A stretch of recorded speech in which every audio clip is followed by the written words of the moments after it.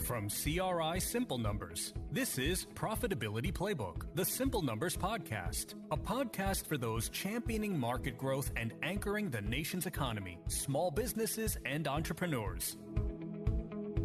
Hi there. Welcome to another episode of the Simple Numbers Profitability Playbook podcast. I'm Mike Maxson. That's Brandon Gray, and we're back for another round. Well, Brandon, before I introduce our guest this week, do we have any special announcements, since I usually cut you off on that every week? I know. It's like Mike don't want me to make them. Keep in mind, we're going to continue to remind folks this. Simple Numbers Summit, first ever, November 9th through 11th in Austin, Texas. Go to simplenumbersummit.com. You can register. It's live. Spaces are filling up. We do have limited capacity. So, go ahead and reserve your spot today. If you got questions on it, there's a FAQ section there on the website. The agenda's up on the website, but you can always contact us directly. Just message us on LinkedIn or shoot us an email if you have the address. Sweet. Well, all right. Well, I'm going to get going here with our guest, David McClaskey. And before I do his intro, David, we have used you to speak and interview, I don't know how many times. You should get a introductory Simple Numbers, like, tattoo or something. Yeah. He's like part of the Simple Numbers Mafia. Yeah, for sure. But a little bit about David. He's a world-renowned operations excellence expert who has trained over 15,000 leaders and guided 7 organizations to earn 8 Malcolm Baldrige National Quality Awards, representing over 6% of all winners nationwide.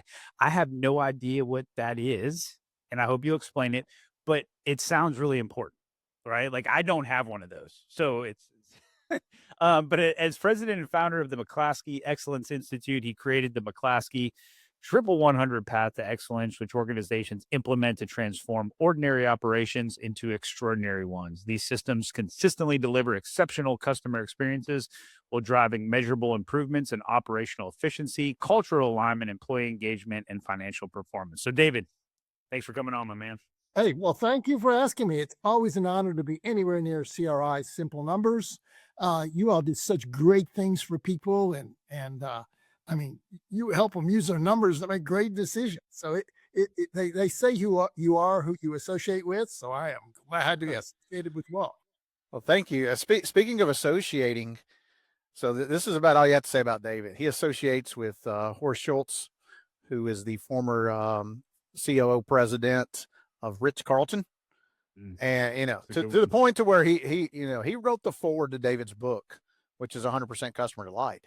So, when you talk about quality of excellence and operational efficiencies and customer service, you just say Ritz-Carlton, and David's one of the guys behind all that. So we got a heavy hitter today, guys.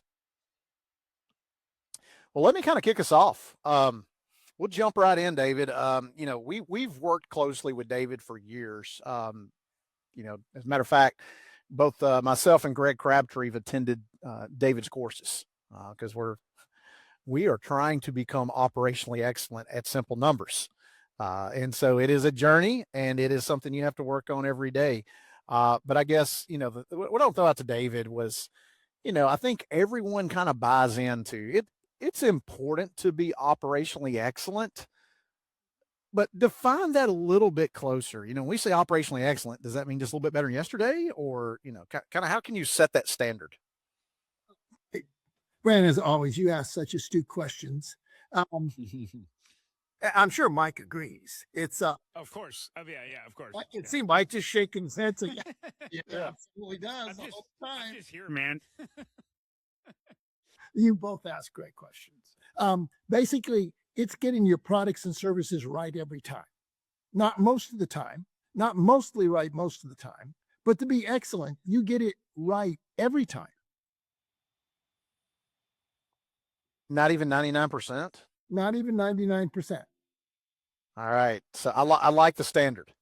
And if you spend time with David, if you go through his courses and what have you, you will start to buy into why that is critical.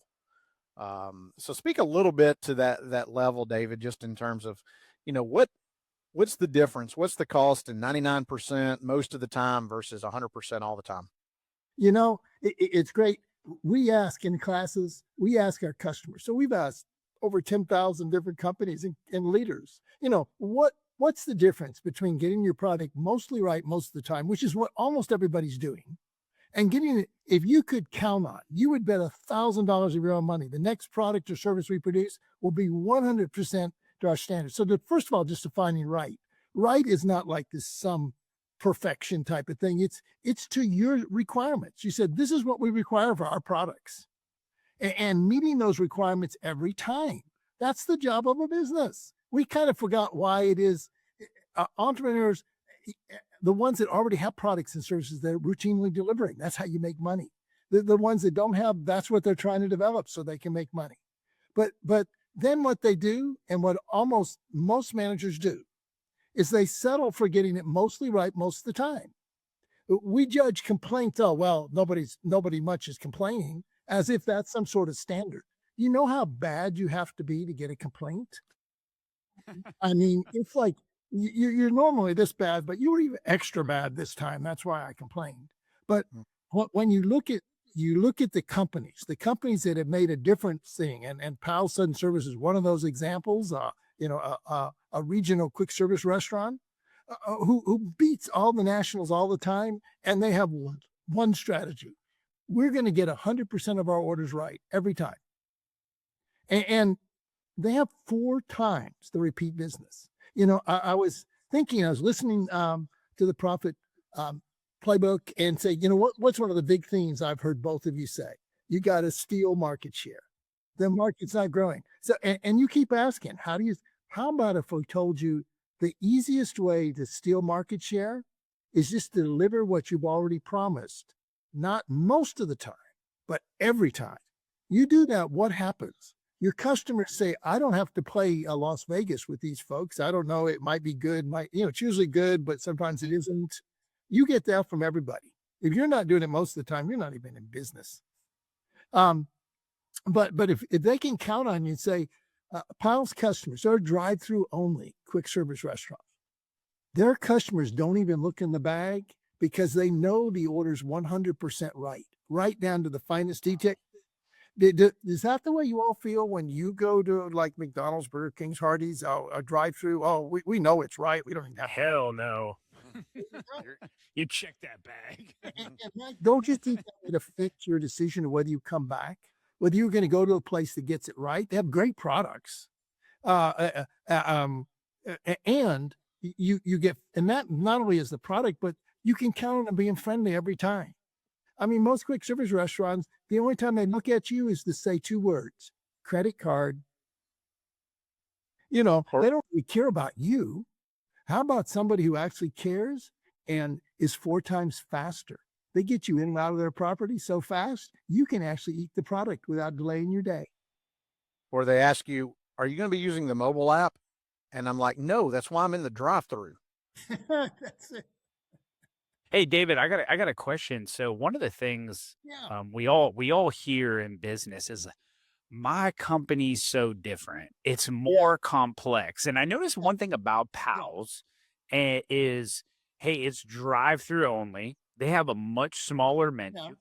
No. Do you speak to those businesses and those owners who are like, I'm so different, it's more complex? I do drive-through and I do dine-in. My menu's 4 times the size. I got, 10 times as many employees. What do you say to that that question with people? How about I say 2 words? Ritz-Carlton. So Carlton, what? And I hate that comeback, David. I'll answer your question about what the Malcolm Baldrige National Quality Award is. The United States has an award for excellence in operations. It's not. It's a national award. It's a law. It's approved by Congress. It's given in the name of the President of the United States, and it's only if you're a role model. And the reason they did it, and they formed the law in '87. They asked me. They said, David, you're a great quality trainer. Would you come and train our board of examiners in 1988? President Reagan was there, and they said, look, for us to be competitive, another major thing that both of you mentioned in your podcast a lot, how to be more competitive. Well, we saw that Japan was using the Deming Prize to help their companies be world-class competitive. I just heard Toyota is one of the still leading car companies in the world. They didn't just start that way. And they said the Deming Prize, so we're going to have our own version in the United States. And they call it the Malcolm Baldrige National Quality Award. And there's only been about 136 of them or so, probably a little bit more, now given out in 36 years. So it's a very tough award. Now, the Ritz-Carlton's one of the few companies that got it twice. And I had the pleasure of working with Horst Schulze as they won the award twice. And so I got to learn their systems, to be their Baldrige consultant and to be their operations excellence consultant. I mean, they did it. I just helped advise. I had to learn their systems.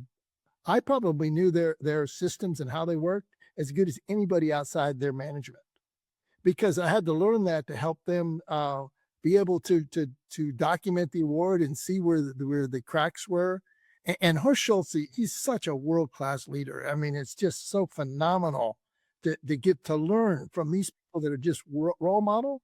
So they had hotels not only all over the United States, they had them out overseas. So imagine the complexity. And you know what Horst standard is? I don't want any guest to ever be disappointed from a Ritz-Carlton experience. He didn't say, well, we get them mostly right. We get them better than others. We do it better for our business hotels or our vacation hotels. No, every guest, every time, doesn't matter what. So you want to think of something complex? Who's got a more complex business than that? Not only that, they're doing it in multiple countries with multiple cultures. And that's what we're talking about. So it works for every business, but you know who it doesn't work for? The people who don't think they can do it. So in other words, I think the Henry Ford quote of, if you think you can or you think you can't, you're right. So it's all about what we have to do first. And it's what we're really good at in our McClaskey Excellence Institute classes. And we have public classes as well as private classes at McClaskeyExcellence.com. Is the first thing we have to do is to convince people that you can do it for your company, because everybody's saying exactly what you just said, Mike.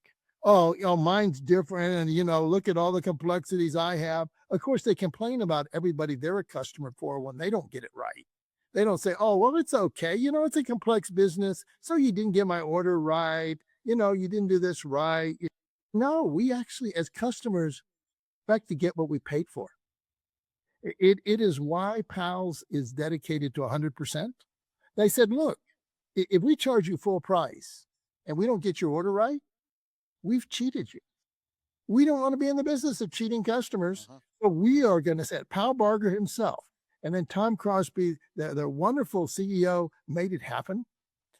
Said, we're going to get every order right. And you know what people said when Powell said that was going to be the Powell standard back in the mid-'80s? They said, you're crazy. Wow. 3 or 4 years later, they had figured it out. And they have one complaint in every 3,500 orders. Wow. They are 10 to 50 times more accurate than their national class competitors, while going 4 times faster and being the benchmark in hospitality.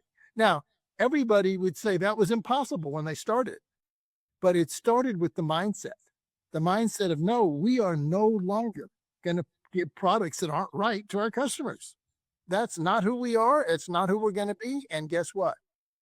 With that, you can figure out how to do it. And we, instead of everybody having to figure it out, they say, people have figured it out. Here's the path. How about we just show it to you? And we start with, you have to change your mindset. If you're open, because you can't do better than what you expect as a leader. And if you say it's all right with most, and it's very, very natural, that'd be the case, because almost nobody has experienced going to companies where 100% is the standard. So I'm looking here at my David McClaskey quotes, and this one kind of resonates as you're kind of mentioning that, David. So an organization never produces at a higher standard than what the management accepts. You've captured it. Like Brandon, you've just absolutely nailed it. And that's hard to do as an entrepreneur, because, we got to take ultimate responsibility for how we're performing in all aspects of the business, right? And so it kind of starts with us, like David said, having that right mindset of, this is how it's going to be, and we're going to figure out how to do it. It's like President Kennedy said, we're not going to the moon because it's easy. We're going to go to the moon because it's hard. Right. And people thought impossible for almost all of man's history until we did it. In fact, interesting enough, if you look at the picture that's in the background, you look at that picture, and you would say, if you saw what that was, that is impossible. That picture shouldn't even exist. It looks like a picture, right? Explain, describe what it is, because we got a lot of folks who won't be seeing the video; they'll just be listening on the podcast. Is a Chinese river scene with houses and things of this nature. And when I was in China, I was going to some of their world-class museums, and I saw this, and it looked like a picture, and a whole bunch of them. And I went back, and somebody said, "Did you see the embroidery?" I didn't see the embroidery. I said, "We just walked by an entire section of them. There's no paint in that picture. It looks like a great fine art picture. All of it's thread." When people see it, even the finest artists here in the United States see that picture, they say it's impossible. Well, it's impossible, but it's sitting on my wall, and these people can produce it over and over and over again. But the people that say it's impossible could never create it. Only the people that say, yeah, we know how to do it, and we can do it at such a level, you can't even figure out it's embroidery and not a picture. So let's say that an entrepreneur kind of has bought in. They got the right mindset. We're going to accomplish what none of our peers are able to whenever it comes to quality. How does the rubber start to meet the road from there, David? Okay. And it starts with exactly the quote you said. As a leader, you have to change your expectations. I just finished the Tony Robbins Time to Rise webinar that he gave. And the key theme was, you control the outside world by controlling your inside world. And the key to your inside world is beliefs. And what you believe about yourself is what you're going to make true. And that's what you defend. So the first thing you have to believe is that our job, this is the mission of our company, is to deliver our products and services that we have selected, to deliver it 100% to the requirements that we, the company, set. That's why we're making money. And to stop compromising, to say, oh, well, we didn't get that right so that's the number one thing. We call that think excellence. So we have, in fact, the book that you mentioned, 100% Customer Delight, which will be on Amazon starting March 31st. And the first part of the McClaskey path to excellence is think excellence, which means you can't get to 100% unless you as the leader say, that's my standard. That's my expectation. You don't have to know how to do it to believe that's what you should be doing. But if you accept it, you'll never get there. And so that's the first path. Gotcha. Makes perfect sense. And so speak a little bit, if you will, David, about, you got all these processes and procedures, and you need, do you start with what you have? Do you redesign them? Where do you go next? Oh, yeah. I'm so glad you asked that question, because the only place you ever can start any change is where you currently are. And that's exactly where people who, well, I'm going to start with that. You can't start any. So we start with the existing processes, the existing people. We are going to make this transformation not by doing wholesale changes, but by doing refinements, the last 15% that we forgot to put in because we never really wanted to get it 100% right. And we're going to start with, we do this during our class, our Achieving World Class Results class, which is the big class that over 10,000 people all over the world have taken. And we teach the path there. And we start with, pick a process that actually affects your customers and show us the current documentation. Don't start from scratch, because you're making a product. You know how to make your products, or else you wouldn't be making them. So tell us what you wrote down about how to make them. And then we're going to show them on the very first session. We're going to show them how to write those processes for 100%. And then if you write them, and it only takes about a 15% change, because if you didn't have it 85% right, you couldn't be producing them mostly right. Right. The difference between most and all is only 15%. So we are not talking about major shifts. In fact, when you think about, I know another word you mentioned a lot in your podcast is competitive advantage. And almost everybody thinks about new products, new this, new that, which is one way to get a competitive advantage. But you know another way? How about delivering your products at or near 100%? That'll give you a competitive advantage that almost nobody can overcome, which gives you a sustainable competitive advantage. And here's the key: with what you already have. There's nothing less risky than delivering on promises that you've already made. This sounds familiar because even in the financial side that me and Brandon deal with, there are organizations, that are broken, and you do got to fix things. There's no doubt about that. But most businesses, even on the financial side, it's just small tweaks, right, of a few different knobs, Yeah. and then they're there. And obviously, you're showing them the path, and that's what it sounds like to me. What you're saying is like, hey, you're like almost there. Just That's it. do it. That's it. But Yeah. you can't do it with your current mindset, which is exactly why Tony Robbins had over 2 million. Just imagine this. He had 2 million people on his webinar. And what is he really teaching?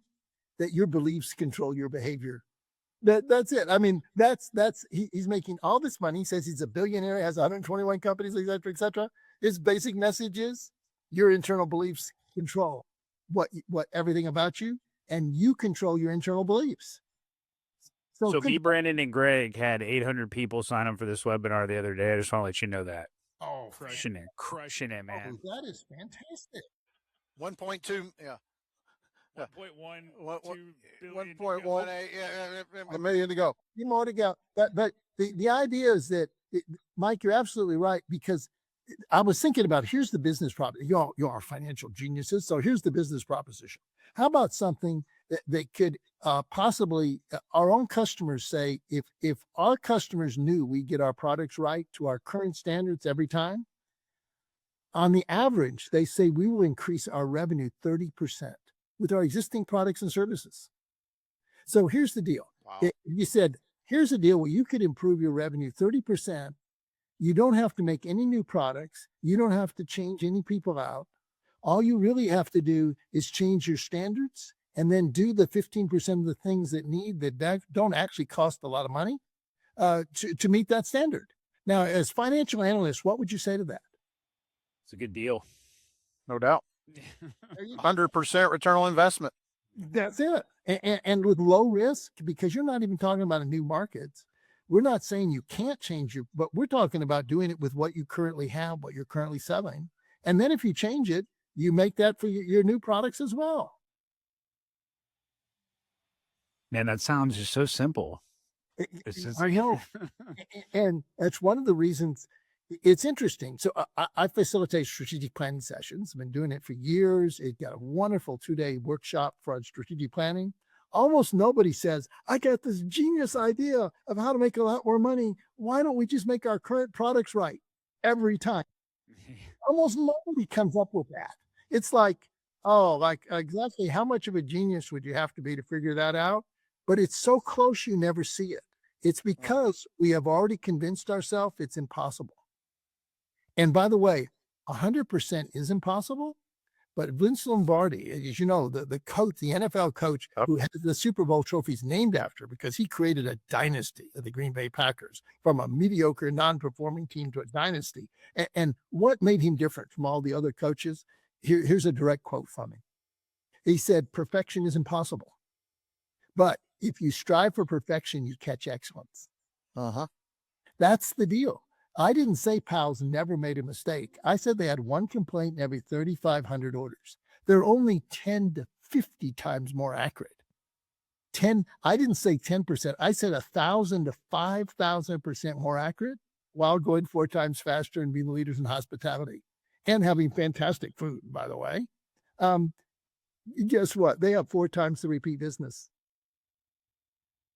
They have well over half the turnover of the industry. And what do? They do exactly what their founder said. Pal Barger, we're going to get everybody's order right. I actually had the privilege to work for 6 weeks so I could really learn their system from the inside. And everybody's dedicated to doing their job right. And the jobs are designed to do them right. They're not that extraordinary. In fact, when you go in, you have to look hard to see how's this different from any other quick service restaurant. But that's what we teach. We teach the 15% that's different. But it's not because it's not dramatic. We tend to minimize it as if Right. David, you spoke to my construction supply group. Remember when you did that time for me? One of the things that you did there, and I know we don't have time to go over it, but when I knew it was a different way of thinking was when you did the mock interview with how to hire those people and how thorough it was. And man, yeah, I'll tell you what, if I don't know if you have that anywhere, but it's part of your class. Maybe is it part of your class?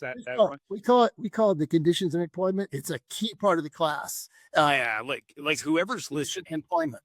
Whoever's listening, if you have employees, you go through that right there. It'll change your mind on, and you'll learn why these people are top in excellence, because it is no messing around on that conditions of employment. That's one of the best things. That's one of the best things that helps drive that excellence. Oh, I'm so glad, because it's one of those keys. And what's the thing? How about we tell you what are the conditions to work here? You can't just work here and do anything you like. How about we tell it to you in black and white and eliminate the gray so you understand it, and we get your commitment to do it 100% of the time. And let's say one of your rules is you can't hit your customers. Not most Good one to have. Not most of your time. No, you can't ever hit a customer. Doesn't matter what they do, you can't do. How about no sexual harassment? No, not just most of the time. You can't sexually harass people if on the job or you're not working for us. How about you actually have to show up at work in time, or you need to come with the right uniform? Not most of the right uniform most of the time, which is most people's standards. How about you come exactly to the right uniform every time, or you don't clock in? You know what happens? PALS gets 100% of their employees, 100% their uniform, which is very exacting, and they never have to talk about it because everybody knows the standard is 100% or you don't clock in. A game, it's over. For the record, I haven't hit Brandon in years. I stopped that. I'm over it. We're excellence now. I don't hit it anymore. Once he learned I hit back, he stopped. Well, David, this has been great. What I really, obviously this level of performance can be achieved because it's been achieved. David can help you guys get there. And like I said earlier, David has for a long time been helping Simple Numbers clients work on this. So tell the folks that are listening who may be new to you a little bit, just in terms of if they want to learn more. I highly, highly recommend the courses. Like I said, Greg and I both have went through them. It has some really good, and then there's a side effect. So I'll tell you this, the really good part is you come back like going, man, we could really, with not a ton of money invested, just some time and attention, make a huge difference in our organization. The side effect is you kind of go, how in the world were we able to keep it together all these years? Because it just opens your eyes to the opportunity in the organization. But David, tell everybody, if you will, just kind of how they can get in touch with you and a little bit about your courses. Well, thank you. It's because our mission is, how many companies can we help be excellent? And we'd love to help all of your customers, your mastermind groups, and everyone else that's listening and connected with CRI Simple Numbers to be good. So McClaskeyExcellence.com is our website. And McClaskey is McClaskey. McClaskeyExcellence.com gets your website. The class is Achieving World-Class Results. We teach public classes. Just sign up and come. And when I say come, it's virtual. So you don't have to go anywhere. All you have to do is get to your computer like you do every day anyway. And the class is only 4 hours a week and for 5 weeks. And we will step you, because every time in between, you actually apply it to your company. So McClaskeyExcellence.com. Getting a hold of me is info@McClaskeyExcellence.com if you want to email me and ask me a question.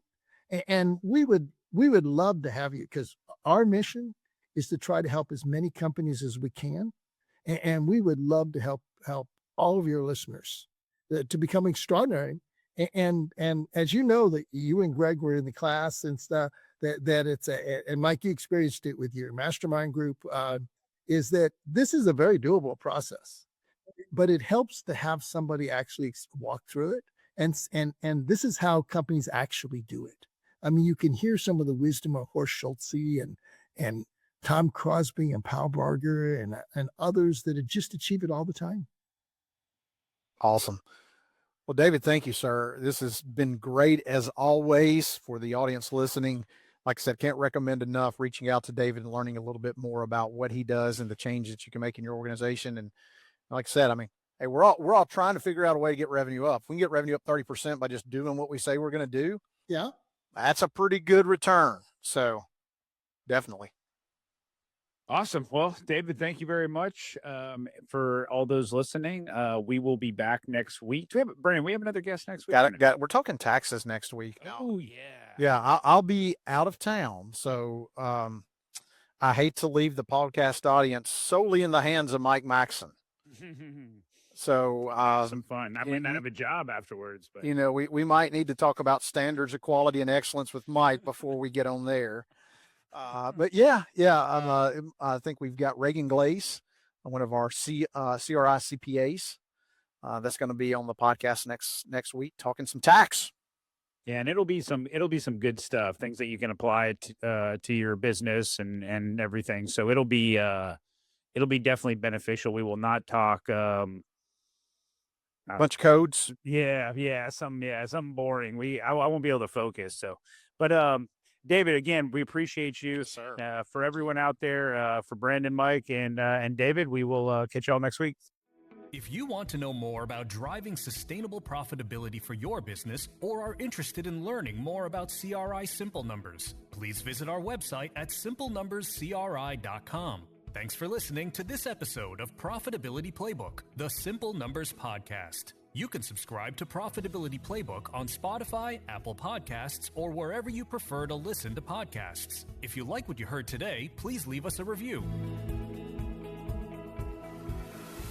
This podcast is brought to you by CRI Simple Numbers LLC, a division of CRI Capital Group LLC, and a subsidiary of CRI Advisors LLC. CRI is the trusted brand under which Carr, Riggs & Ingram LLC, the CPA firm, and CRI Advisors LLC, along with its subsidiaries, deliver professional services. Please note, Carr, Riggs & Ingram LLC is a licensed independent CPA firm offering attest services, whereas CRI Advisors LLC and its subsidiaries specialize in providing tax and business consulting services. These entities operate within an alternative practice structure as defined by the AICPA Code of Professional Conduct and comply fully with applicable laws, regulations, and professional standards. Ready to simplify your business finances and drive growth? Explore valuable resources, books, and tools designed for entrepreneurs and small businesses at simplenumberscri.com.